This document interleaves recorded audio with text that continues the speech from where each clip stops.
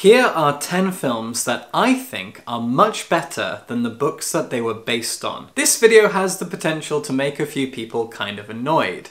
That is not my intention. And I also know that comparing books and films is difficult. They're two very, very separate mediums. They are different disciplines, they serve different purposes. There is a lot that separates literature and film. But in the case of these 10 specifically, the films offer something that the books failed to do. Quite often that is an expression of theme. There are films on this list that explore the themes that the books dive into, but they did it in a much more satisfying or cohesive way. A way that meant that those themes, ideas, philosophies were just explored better, delivered better to the audience. Through the art of filmmaking, or because they were written and directed by people who just knew how to convey those themes better than the original authors did. That's not always the case. There's a few wild cards in here, but we'll get to that. First up is Blade Runner. Now, I did a bit of research before this video, and it turns out I'm not alone in thinking this. I actually had the arrogance to think that I was. When I finally read Do Androids Dream of Electric Sheep by Philip K. Dick, I was so disappointed as a fan of the film. It felt as though the novel was a first draft of the film. Ridley Scott's Blade Runner does so much more for the themes and ideas explored in the novel than the novel itself ever could. The novel feels shallow by comparison, and I was truly shocked by that. Ridley Scott's Blade Runner is a timeless work of science fiction that explores what it means to be alive, what it means to be human,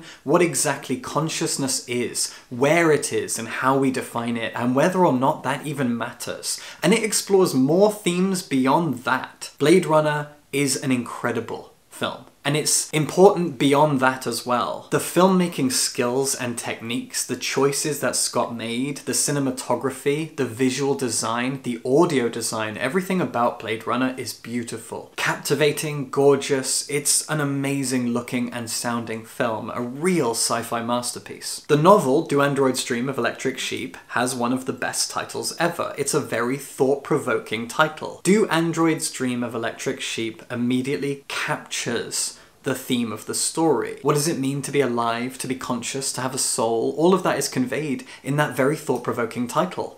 But the novel itself explores those themes in a very, very thin, flat, uninteresting way. It felt like there was so much more that could have been said, could have been asked, could have challenged the audience, but it wasn't there at all. The film comes along and delivers all of it. Everything I wanted the novel to be, the film was. And I saw the film first. I've never been so disappointed by a novel. I think if I'd read it first, the film would have felt like it enhanced everything, which it does, but instead I read the book years later and felt nothing. I was really disappointed. Philip K. Dick still had the idea first. Without the book, we wouldn't have the film, and I appreciate that. But before he died, he got to see some of the film as it was being made, and he was very, very proud of it. He felt that his legacy was being carried by that film, and that's really cool. He, as a novelist, respected Scott's film, and that's important to remember. In a very similar vein, we have Fight Club by Chuck Palahniuk. I really hope that's how you pronounce it. I've been pronouncing it that way for years, and now I'm realizing I might be wrong. Anyway, Fight Club is a really good book. He's a great author. Chuck Palahniuk's novel Haunted is one of the best horror things I have ever read, watched, heard. It is amazing. If you've never read Haunted, please do. It is gross. It is both a short story collection and a novel, and it is something else entirely. I really do love his works. And again, without his novel, we wouldn't have David Fincher's Fight Club film, but the film does everything better. And Chuck Palahniuk said as much. He said that he was kind of embarrassed by his novel when he saw Fincher's film. That said, and you don't need me to tell you this, Fight Club is one of the most misunderstood films of all time. It is a film that inspires the exact people it is satirizing, and that's a real shame. It's embarrassing for them, but I'm not surprised they don't get it. Fight Club is a critique of masculinity and patriarchy, and we all know that. And the film, despite being misunderstood by so many, certainly gets that across better than the book did. It has more life to it. It has more character to it. There is more diversity of character in the film than the book. Kind of like Do Androids Dream of Electric Sheep, there is the nugget of an amazing idea, amazing theme, amazing philosophy being explored, but the film expanded on all of it, and it is a really gorgeous piece of cinema. David Fincher is a great director, and Fight Club is an amazing film. He really churned out so many good films around that time period. Seven is one of the best thrillers I have ever seen. And then we had Gone Girl. Gone Girl was amazing. I really enjoyed that film. Fincher's awesome. He adapts things really, really well, and his film expanded on everything that Palahniuk set out to do in his novel,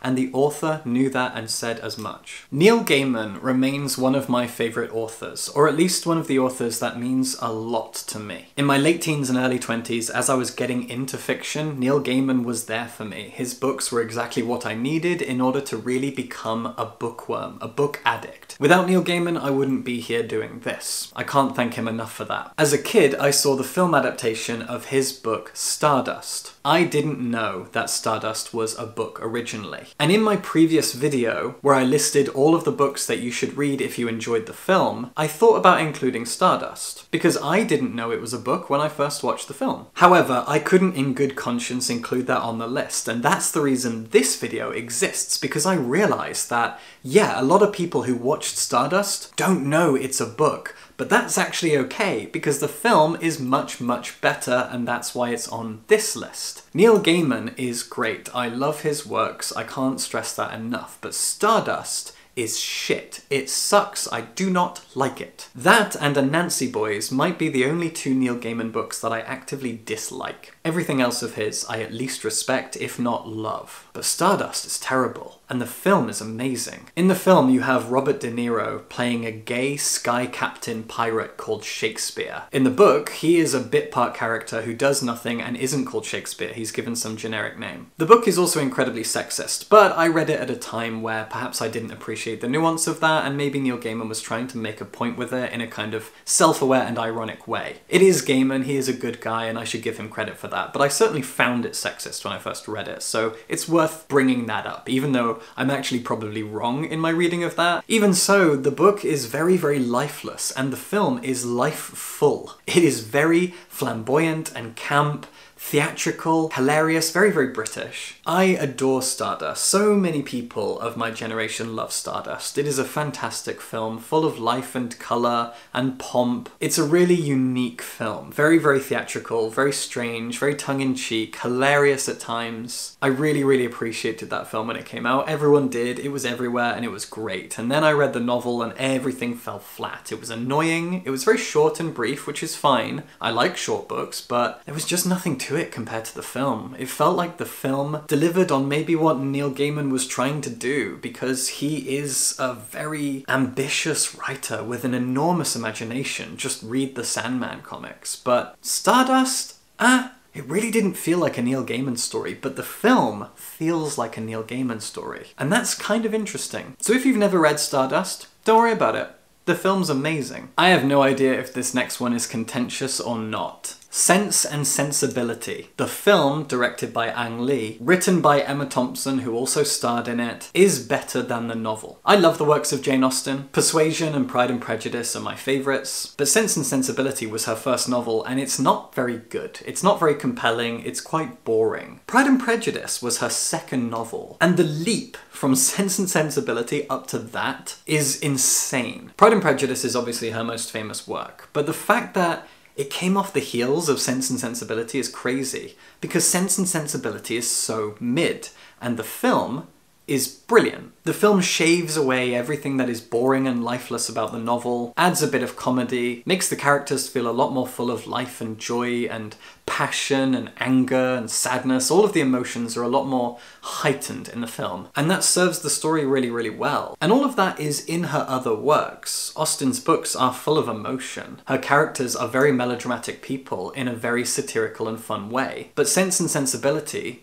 didn't have any of that. I really didn't find it funny. I didn't find it very clever, and it was a slog to get through. Ang Lee's film is great. It's a really, really fun piece of fiction. I'm pretty sure Emma Thompson won an Oscar for her screenplay, and yeah, awesome, great. It is one of the best adapted screenplays I have ever seen on film. I don't have that much more to say about it. If you're a Jane Austen fan and you haven't seen this film, it is better than Sense and Sensibility. So go watch it. Here's a fun one. Captain America Civil War. I'm burned out on the MCU like everyone else, but when it was on, it was on. Civil War is a good film. A very good film, in my opinion, and it's one of the few MCU films that is directly based on a specific comic book. And I used to be a massive comic book collector. Civil War was a comic book written by Mark Millar, a comic book writer that I despise in every single way possible. I hate his works, I hate his attitude, his philosophy, his politics, everything. His writing is despicable. It is offensive and cruel and nasty. Do not like him. Civil War is also a comic that kind of screwed up the Marvel Universe in the comics, because in it, Spider-Man reveals his identity to the entire world. The one thing Spider-Man would never do. He does it. Obviously the people in charge said okay to that and allowed it to happen, and then there was a lot of cleanup that had to be done around that. For years in the Spider-Man comics, it was a mess. That's not the reason it sucks. It sucks because Mark Millar cannot write any of these characters in a compelling or believable way.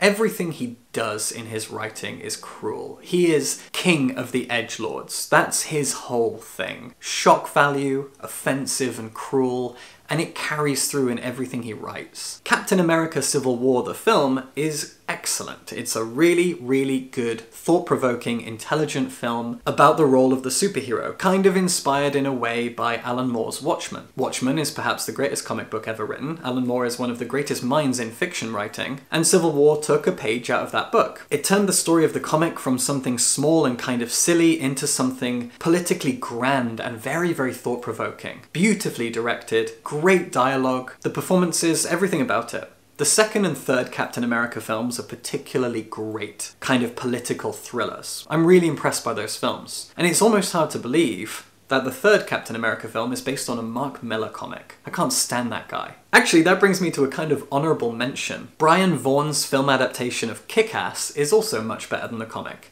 If you didn't know, Kick-Ass is also a comic by Mark Millar, drawn by John Romita Jr., whose art I also don't really like. The Kick-Ass comic is again cruel and nasty. The second one is distressingly bad. Wait, his name's not Brian Vaughan. Brian Vaughan's a comic writer. Matthew Vaughn? Matthew Vaughn. Matthew Vaughn. He directed Kick-Ass. Right. His film is great. I really like Kick-Ass. I think it's a great film. Mark Strong is amazing in it. One of the best villains. He's so much fun. I love Mark Strong. Great actor. Good in everything he does. And the film is solid. Really, really solid. The Kick-Ass comic sucks. The Civil War comic sucks. Mark Millar sucks. Okay, here's kind of a fun and silly one. A Muppet Christmas Carol.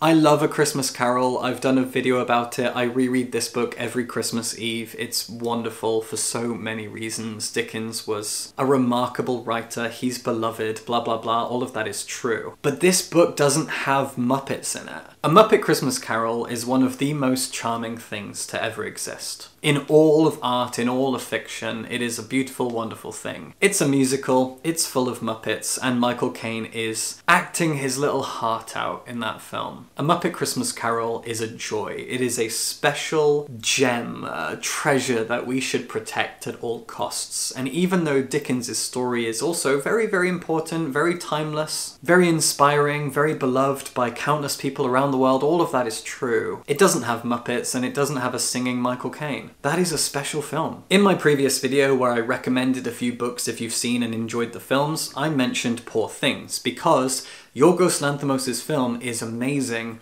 and the novel is very, very much worth reading. Alistair Gray's novel is incredible, and if you enjoyed that masterpiece of a film, then you need to read this as well, and I explained all of that in that video and in a video I did previously where I talked about both the book and the film. However, in both of those videos I also did mention that the Poor Things film by Yorgos Lanthimos is better, I think, than Aleister Gray's original novel. And although Gray is now dead, I'd love to know what he would think of it if he saw it. I don't really need to go into much detail here because I covered it in a very long video where I just waxed on and on and on about how perfect and wonderful that film is. I love everything about Lanthimos' film. I love all of his films. They are wonderful. And Poor Things is his magnum opus. I read the book, then I watched the film, and I felt that the film enhanced everything that Gray set out to do, write, accomplish with this novel. The socialist and feminist themes of this book that are integral to everything that Aleister Gray stood for and everything that is shown to us in this novel, it's all enhanced in the film. In a brilliant, wonderful way. All of the little narrative tweaks that he makes enhances the themes. In that way, it's kind of like Do Androids Dream of Electric Sheep versus Blade Runner, but not in such a dramatic way, not at all. Philip K. Dick wrote a half-assed novel that was turned into a true masterpiece of cinema.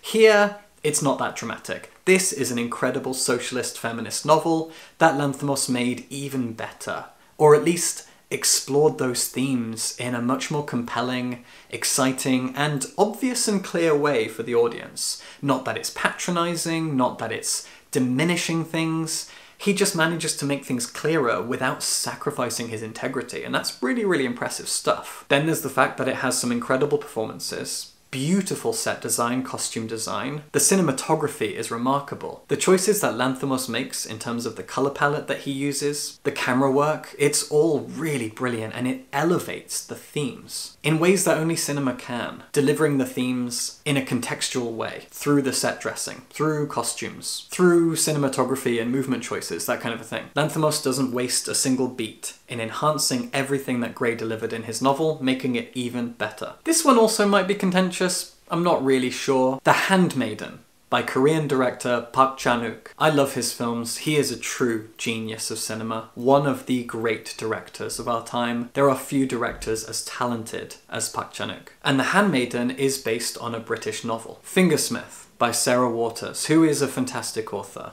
An amazing writer of gothic, historical, sapphic fiction. That's all she ever does. All of her books are gothic, historical, and sapphic. And I love her to bits. But The Handmaiden takes everything that was established in that novel and really reinvents it in such a clever and uniquely Korean way. I was bowled over by that film. The Handmaiden is like nothing I've ever seen. A true work of cinematic genius. Again, a sapphic story that explores the tragic and colonialist history between the nations of Japan and Korea. Now, the novel has twist upon twist upon twist, and the way that those twists are delivered in the film are even better, even more shocking, even more exciting. The film is also beautiful. Park Chan-wook is an amazing director. I can't put it into words. The effect and the impact that his film has, and the way that he took Fingersmith, something that was very uniquely Gothic and British, and turned it into something very historically and uniquely Korean. It was bold, it was beautiful, it was amazing. Fingersmith is great. A lot of people consider it Waters' best novel, and I'm not going to disagree. But The Handmaiden,